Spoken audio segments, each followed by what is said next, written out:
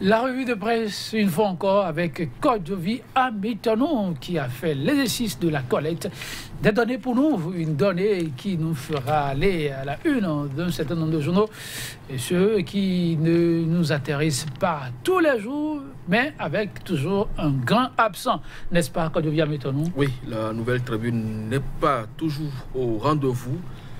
On croit quand même à la bonne foi du président de la Haute Autorité de l'Audiovisuel et de la Communication qui a rassuré le patronat de la presse et l'Union des professionnels des médias du Bénin de ce qu'une session extraordinaire de la HAC sera convoquée à cette fin.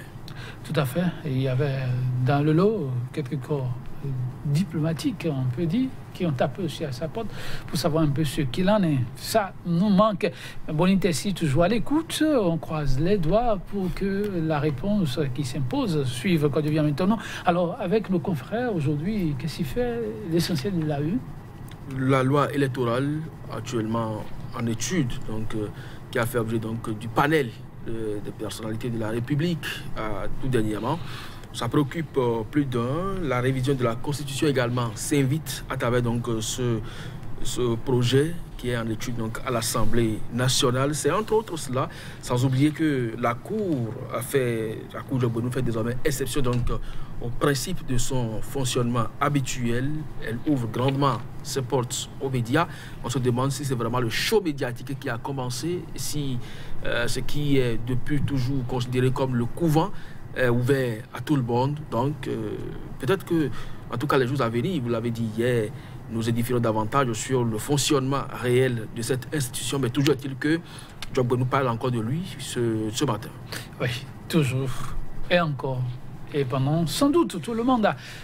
Joseph Jogbenou, il faut dire que c'est l'ami des hommes de la presse. En tout cas, tout il aime. En tout cas, il ne veut pas s'oublier. Entre les deux corps, oui, c'est une complicité qui ne dit pas son nom. Bon, pourvu que ça arrange. Alors, on va démarrer avec... Fraternité, c'est nouveau, mais c'est avec Fraternité qu'on démarre ce matin, qui écrit donc en grand titre « Réforme du système partisan et code électoral.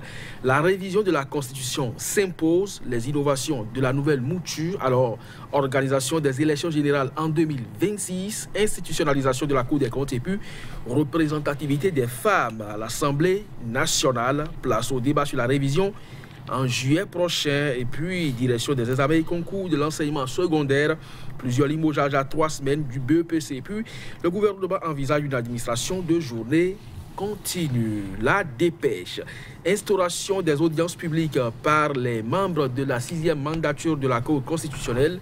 On en parlait à l'instant. Et les sages piétinent la Constitution. Vous avez vu avec quelle énergie le président a pris son envol pour écraser donc la Constitution. C'est bien sûr une photo illustrative à la une du journal.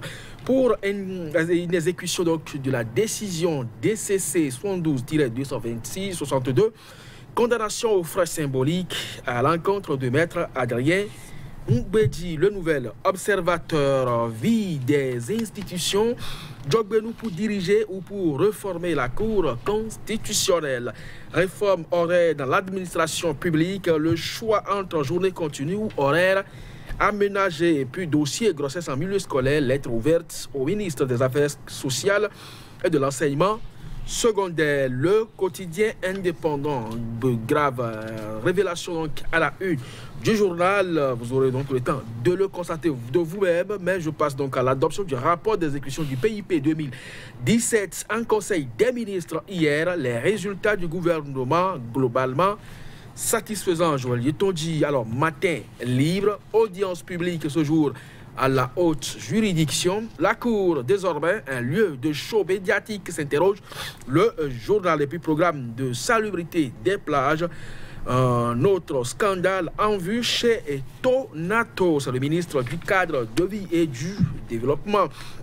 Et puis, le journal Point Média pour terminer. Modification du règlement intérieur de la Cour constitutionnelle. Joseph Jogbenou n'a pas ce droit selon l'universitaire Moïse Lalaye.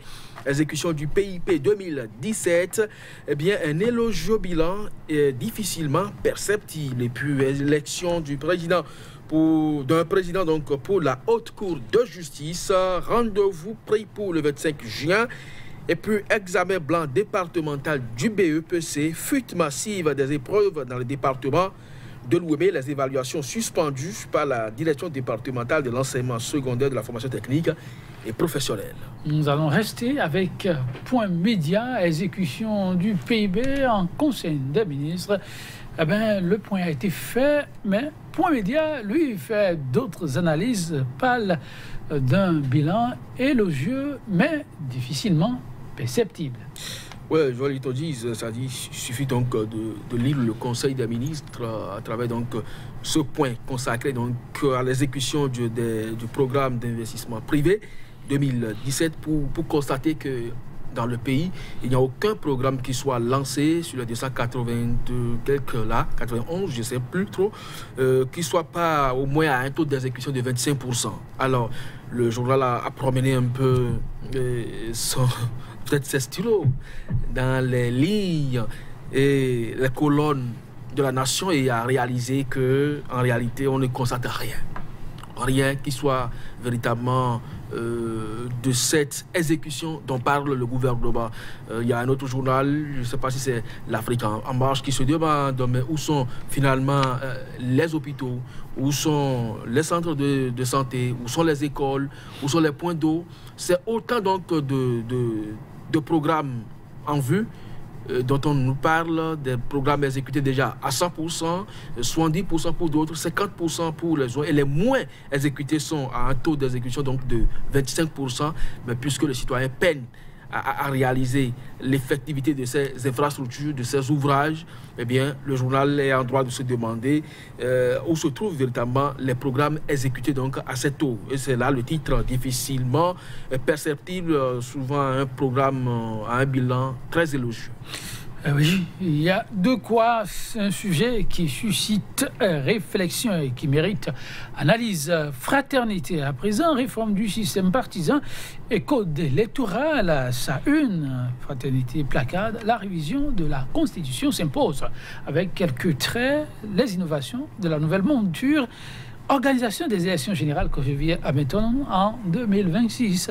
Institutionnalisation de la Cour des comptes, représentativité des femmes à l'Assemblée nationale. Voilà un peu quelques points évoqués par Fraternité. Oh ben ça s'entend très bien. Et vous savez, quand vous lisez un peu, en tout cas, ce titre, vous avez comme l'impression que c'est une interview accordée à un acteur politique qui a fait ses observations. Mais si cela vient de l'inspiration d'un journaliste, je crois que c'est suffisamment grave. On se demande à quelle époque nous nous situons pour que des hommes de presse chargés d'informer la population opinent de cette manière. Ce n'est même pas un commentaire, encore moins une chronique. Ici, c'est un article qui est écrit et rapporté comme tel. Je crois que c'est suffisamment grave. J'aurais bien voulu que ce soit un acteur politique qui en parle en ces termes. Alors, organiser les élections générales en 2026 suppose simplement qu'il y ait du vide. Sinon que le président en exercice finisse son mandat en 2021 et un autre mandat est fait à partir donc de 2021 à 2026. Ça voudra dire simplement, d'une part, qu'on accorde 10 ans à celui qui est là, ou d'autre part, qu'on observe une transition de 5 années pour pouvoir donc passer à ce que le journal est en train de préconiser. Alors, ça sort d'où? Vous savez qu'il n'y a pas de supputation inutile dans la République aujourd'hui. Tout ce qui est rumeur, tout ce que les réseaux sociaux rapportent finit toujours par donc prendre corps quelque part. Ça voudra simplement dire qu'il y a quelque chose déjà dans l'ombre qu'on est en train de nous faire miroiter, et c'est quand même pas responsable que ce soit un journal qui porte cette information. En tout cas, le journal dit ici qu'Olivier Méton, par rapport à vos inquiétudes, cela signifierait qu'on fasse de prolongation, tout ça. Tout semble être prévu, en tout cas quand on lit l'article, place, dit le journal, au débat sur la révision en juillet. La révision de la Constitution? Tout à fait. Ah ben, le chef de l'État a dit qu'un projet de révision initié par lui, Patrice Talon, mais ça c'est du passé, qu'il n'en parlera plus. C'est vrai qu'à un moment donné, il est revenu sur sa parole pour dire quand le moment sera favorable, je pourrai donc réintroduire. Mais est-ce qu'en juillet, juillet c'est déjà à nos portes. Alors, est-ce que déjà le climat est favorable à l'Assemblée nationale? C'est quand même ce journal est dans les secrets des dieux. Ah oui. En tout cas, on suit de près et tout pourrait donc arriver d'un moment à l'autre. Nous évoluons avec l'indépendant, plusieurs millions de frais d'exonération des filles détournées au lycée technique d'Akasato. L'intendant accuse le proviseur. Des responsables qui s'accusent mutuellement. Il faut que la justice se saisisse donc de ce dossier parce qu'on ne peut quand même pas demander aux contribuables de participer à la formation des apprenants pour que ces frais d'exonération soient donc détournés par des particuliers. En tout cas, je crois que l'autorité nationale de lutte contre la corruption qui a désormais pris donc son bâton de pèlerin, fait payer donc ces fossoyeurs de l'économie. Je crois que là, il y a donc du grain à moudre donc pour Jean-Baptiste et ses amis. Ils doivent donc aller fouiner véritablement et savoir véritablement ce qui se passe à ce niveau. Et donc, il revient également au procureur de la République de se saisir donc de cette déclaration faite par le journal qui a apporté également d'autres informations non moins graves à sa une que nous n'avons pas relayées forcément. Donc, c'est des informations à vérifier et je crois que la justice a quand même dû travailler parce que ce journal a rapporté autant de choses. Tout à fait, du travail pour la justice, ce n'est pas vous. Ce que vous qui le dites, on m'informe de l'autre côté, comme il y a méthode qu'on ne saurait continuer, on prend halte et on va se donner rendez-vous carrément demain. Si Dieu le veut et que ces sujets que je vois là reviennent effectivement à la une. Ah oui, c'est sûr, vu leur format, le contenu, on en parlera sans nul doute dans les tout prochains jours. Mesdames, Messieurs, pour la revue des titres du jour, ce sera tout. Merci pour l'attention. À demain.